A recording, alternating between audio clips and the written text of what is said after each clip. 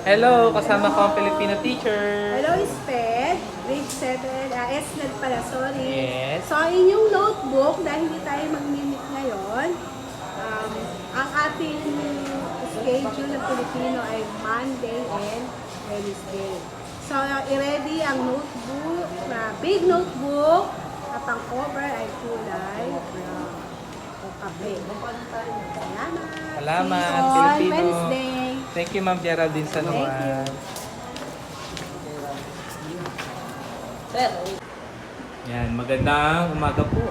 Paalala lang na ang ating notebook para sa mathematics ay kulay violet.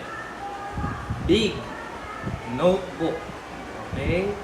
Pakisuyo lagyan ng picture sa kanilang notebook para madali kong makilala kung kanino to.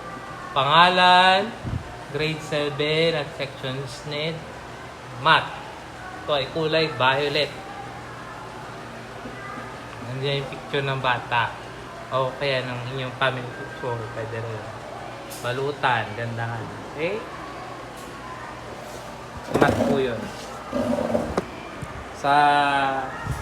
Ngayon, meron na po tayong Filipino subject na nagsabing brown. Salamat po. Hello po.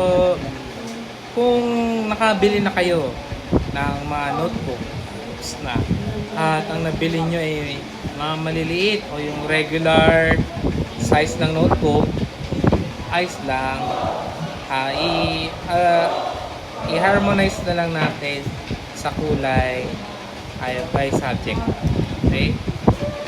Salamat po. Kung kaya pang mag-adjust ng big,